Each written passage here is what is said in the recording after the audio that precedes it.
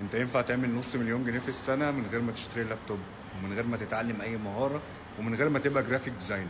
لو ما عندكش اي حلم في حياتك والظروف مش مساعداك وما عندكش اي امكانيات، هقولك تعمل ايه. شارك اي حد في حلمه، خليك جزء من المنظومه بتاعته. هديك مثال بسيط جدا. انت النهارده شفت حد عنده امكانيات، عنده الماديات وعنده المجهود والطموح، وبنى فعلا مشروع. خليك جزء من المنظومه بتاعته، وخليه يعتمد عليك، وخليك فعلا شاطر ومجتهد في شغلك، وتغطي له حته هو محتاجها جدا جوه المنظومه اللي هو بيبنيها.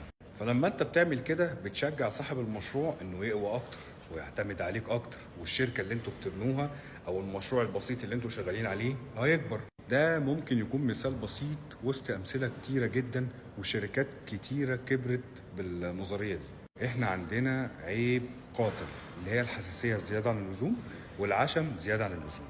اي حد لما تكونوا داخلين شغل مع بعض ما تعتبروش صاحبك. تفادى الحساسية والحب والمشاعر واشتغل. اشتغل اشتغل اشتغل اشتغل، وشيل من دماغك فكرة ان انا هشقى وهشتغل وهتعب لمشروع غيري، وان انا هكبر غيري. لا، انت لسه ربنا ما وفرلكش الامكانيات والرزق اللي يخليك تفتح حاجة خاصة بيك انت شخصيا. فتبتدي تشارك مع غيرك حلمه، وتشوف ان انت قد ايه ساهمت في المنظومه دي وكبرت ونجحت. ما تبصش ان انت عملت حاجه لحد، ربنا سبحانه وتعالى هو اللي بيعمل. انت لو ساعدت حد من قلبك، ربنا اكيد هيسخر لك اللي هيساعدك لما تيجي تبني المشروع بتاعك. خلي العقليه بتاعتك عقليه صاحب عمل، حتى لو انت موظف.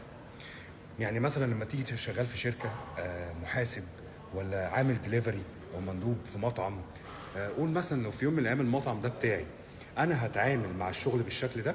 قصدي هقبل ان مندوب عندي يتعامل مع الشغل بالطريقه السيئه دي، او يتعامل مع الزباين يروح يسلم لهم الاوردر بالشكل ده. حط نفسك دايما، طالما انت عايز تبقى كبير، مكان كبير، وما تستخسرش مجهودك في حد. ما انت مسيرك في يوم من الايام عايز تكبر وعايز تعمل مشروع، فانت عايز الشخص اللي يحافظ على شغلك. فهي كده دايره وكله بيسلم بعضه بس. فما تستخسرش مجهودك في حد خالص. انت اكيد ربنا هيكرمك. طالما لسه ربنا ما اردش انك معاك امكانيات او ظروف ماديه، او لسه الحياه ما وفرتلكش اي حاجه، واهلك مش معاك وباباك ما عملكش حاجه، وكتير مننا كده، اشتغل اشتغل وادي لغيرك، وهتلاقي ربنا كرمك. لكن الحساسيه زياده عن اللزوم، اللي هو ليه يا عم انا اكبره ليه؟ ما يولع.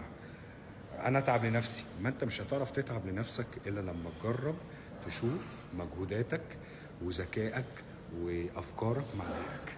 بس كده. والله العظيم هتعرف تعمل نص مليون و2 مليون و3 مليون في السنه عادي يعني.